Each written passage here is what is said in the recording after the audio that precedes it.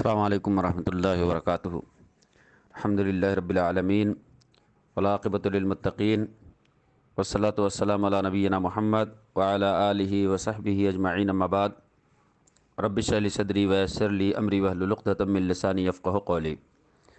معزز خواتین اسلام، پچھلے دروس میں یہ بتایا گیا تھا کہ لا الہ الا اللہ کا معنی اور مفہوم کیا ہے، اور لا الہ الا اللہ کے تقاضے کو پورا کرنا کس حد تک ضروری ہے، اور اسی ضمن میں بتایا گیا تھا کہ اگر لا الہ الا اللہ کا اقرار کیا جائے اور اس کے تقاضوں کے مطابق عمل کیا جائے تو لا الہ الا اللہ کا اقرار ہمارے لیے کافی نہیں ہوگا۔ اور بطور تمثیل، بطور مثال یہ بتایا گیا تھا کہ اگر کوئی کڑا، چھلا، دھاگا یہ ساری چیزیں پہنے تو لا الہ الا اللہ کے تقاضے کی یہ ساری چیزیں خلاف ہیں۔ آج کے درس میں انشاءاللہ اسی حوالے سے تھوڑی سی اور گفتگو ہوگی۔ لا الہ الا اللہ کے تعلق سے جیسا کہ احادیث کے اندر فضیلت وارد ہے، اسی طرح سے اہل علم نے بھی اس کی مزید وضاحت کی ہے۔ مثال کے طور پہ امام زرکشی کہتے ہیں کہ لا الہ الا اللہ کی دو خصوصیت ہے۔ ایک خصوصیت یہ ہے کہ لا الہ الا اللہ یہ جو جملہ ہے یہ شفوی نہیں بلکہ جوفی ہے۔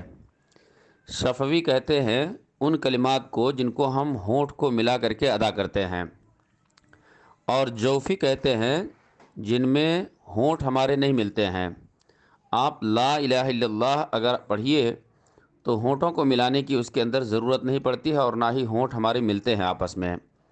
تو امام زرکشی رحمۃ اللہ علیہ کہتے ہیں کہ جس طرح سے ہونٹوں کو ملانے کی ضرورت نہیں پڑتی ہے، جوفی ہیں یہ پیٹ سے نکلتے ہیں، اسی طرح سے لا الہ الا اللہ کو آدمی کو دل سے پڑھنا پڑے گا، صرف زبانی پڑھنا اس کے لیے کافی نہیں ہوگا۔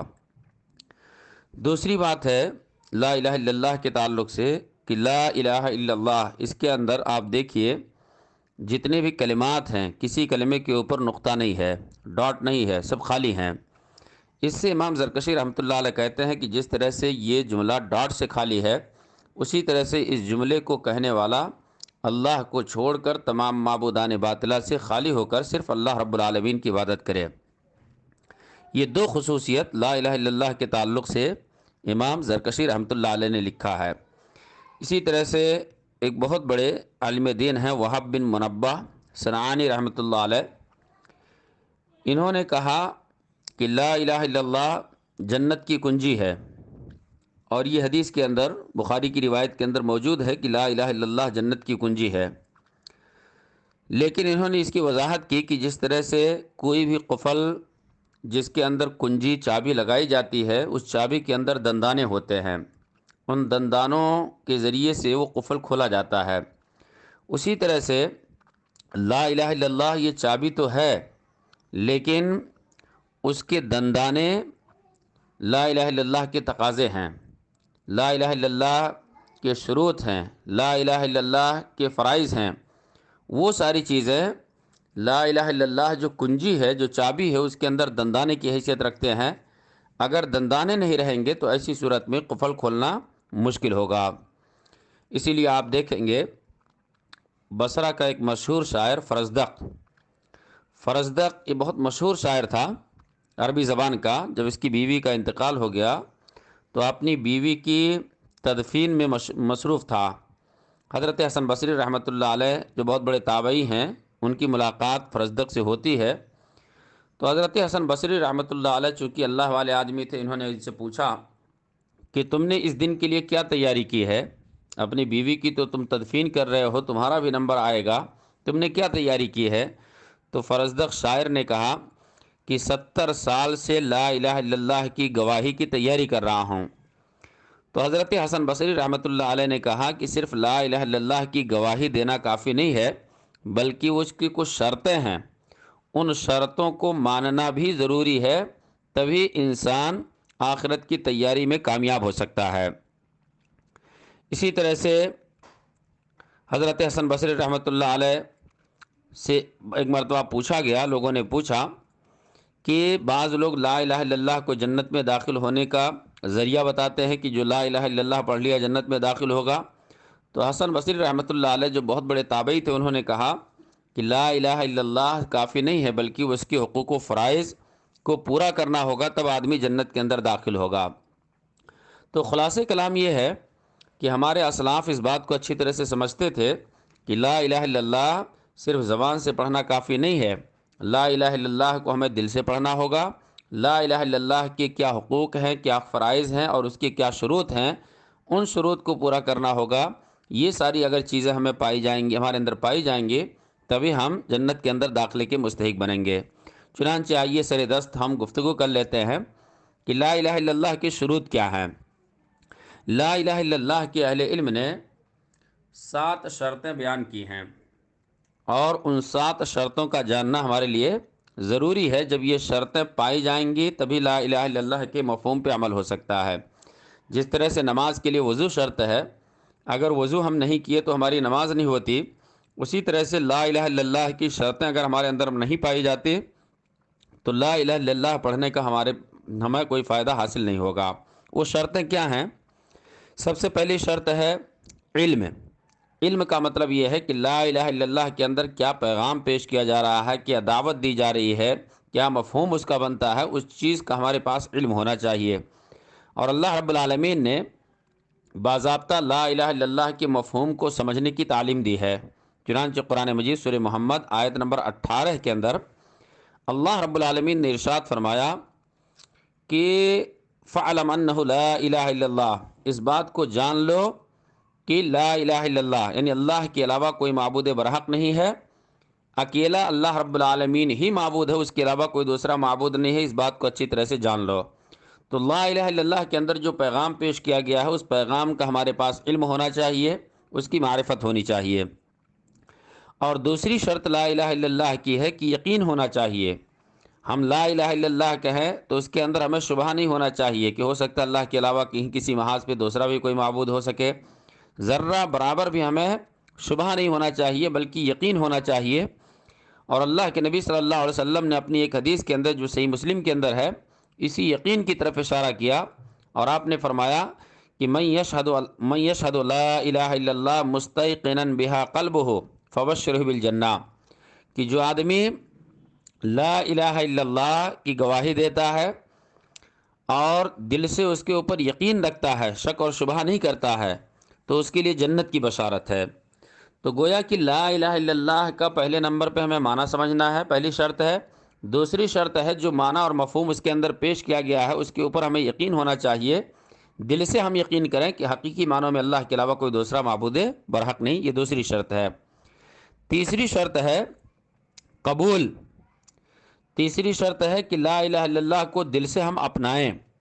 چنانچہ اللہ کے نبی صلی اللہ علیہ وسلم کی حدیث مسند احمد کی روایت ہے کہ من قبل منی الکلمۃ التی عرضت علی عمی، کہ جس نے مجھ سے وہ کلمہ قبول کر لیا جس کلمے کو میں نے اپنے چچا کے اوپر پیش کیا، فردھا علیہ، اور میرے چچا نے اس کا انکار کر دیا، اسے قبول نہیں کیا، ریجیکٹ کر دیا، تو اللہ کے نبی صلی اللہ علیہ وسلم فرماتے ہیں فہی لہ نجاتن، یہ کلمہ اس کے لیے نجات کا باعث ہوگا۔ اب اللہ کے نبی صلی اللہ علیہ وسلم نے کون سا کلمہ اپنے چچا کے پاس پیش کیا تھا؟ ابو طالب کی جب وفات ہونے لگی، قرآن میں بھی اس کا تذکرہ ہے، تو اللہ کے نبی صلی اللہ علیہ وسلم لا الہ الا اللہ ان کے سامنے پڑھتے تھے اور کہتے تھے کہ اس کلمے کا اعتراف کر لو، اقرار کر لو۔ تو مسلسل اصرار کرتے رہے یہاں تک کہ قرآن کی آیت نازل ہوئی انک لا تہدی من احببت ولکن اللہ یہدی من یشاء، اے نبی آپ جس کو چاہے اس کو ہدایت نہیں دے سکتے ہیں بلکہ اللہ تعالیٰ کا کام ہے ہدایت دینا، اللہ جس کو چاہے ہدایت دے۔ تو بہرحال ابو طالب کے سامنے قریش کے 2 لوگ تھے، ابو جہل اور ایک اور، انہوں نے کہا کیا تم مرتے وقت اپنے باپ دادا کے دین کو چھوڑ دو گے؟ تو ابو طالب نے ان کی بات کو سنا اور کلمہ پڑھے بغیر اس دنیا سے رخصت ہو گئے۔ تو وہی بات اللہ کے نبی صلی اللہ علیہ وسلم نے اس حدیث کے اندر بیان فرمائی کہ جس نے مجھ سے اس کلمے کو قبول کیا جس کلمے کو میں نے اپنے چچا کے پاس پیش کیا تو انہوں نے ریجیکٹ کر دیا تھا، تو یہ کلمہ انسان کے لیے نجات کا ذریعہ ہوگا۔ تو اس کا مطلب یہ ہے کہ اس کو دل سے قبول کیا جائے، یہ تیسری شرط ہے۔ اور چوتھی شرط ہے انقیاد۔ انقیاد کا مطلب ہوتا ہے کہ جب ہم نے یہ کلمہ پڑھا، معنی سمجھا، یقین کیا، اس کو ایکسیپٹ کر لیا، تو ایسی صورت میں انقیاد ہونا چاہیے۔ انقیاد کا مطلب ظاہری اور باطنی طور پہ ہم اللہ رب العالمین کے تابع ہو جائیں۔ عبادت کی جتنی بھی شکلیں ہیں ان میں سے کوئی بھی شکل کسی غیر اللہ کے لیے پیش کرنے سے ہم پرہیز کریں۔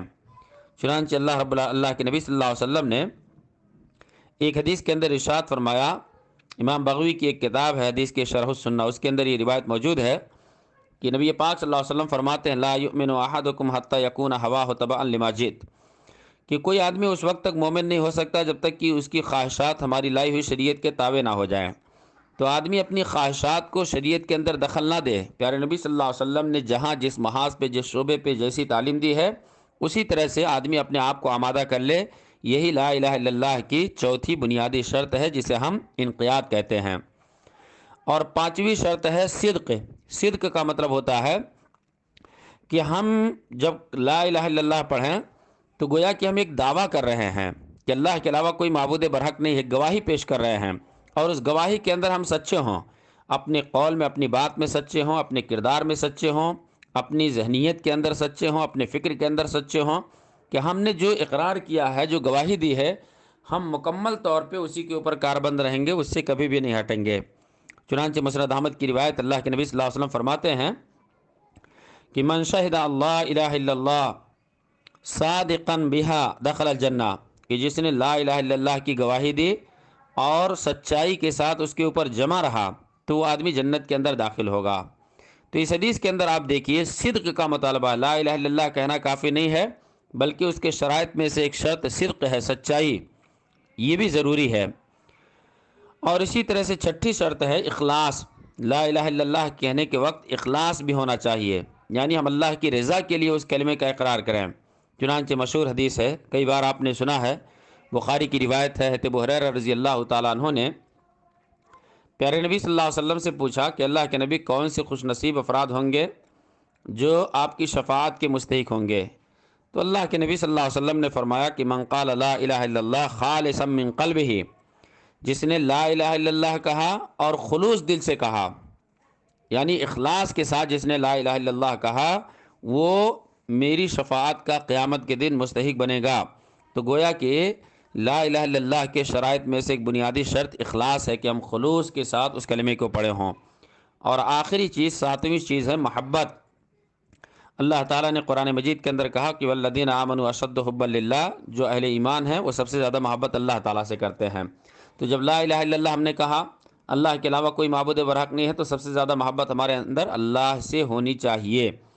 یہ 7 بنیادی شرطیں ہیں، نمبر 1 علم، نمبر 2 یقین، نمبر 3 قبول، نمبر 4 انقیاد یعنی فرمانبرداری، نمبر 5 سچائی، نمبر 6 اخلاص، نمبر 7 محبت۔ یہ 7 چیزیں اگر لا الہ الا اللہ کہتے وقت ہمارے اندر پائی جاتی ہیں تو لا الہ الا اللہ کے جو فائدے بتائے گئے وہ فائدے ہمیں حاصل ہوں گے۔ اور یہی 7 چیزیں جب ملحوظ نہیں رکھی جاتی ہیں تو ایسی صورت میں آدمی شرکی اعمال انجام دیتا ہے، کبھی دھاگا پہنتا، کبھی کڑا پہنتا، اور کبھی اور نہ جانے کیا کیا چیزیں اختیار کر کے شرک کے اندر کسی نہ کسی طور پہ داخل ہو جاتا ہے۔ تو بہرحال لا الہ الا اللہ ایک اہم کلمہ ہے، اور لا الہ الا اللہ کے تعلق سے اسلاف کے اقوال پیش کیے گئے۔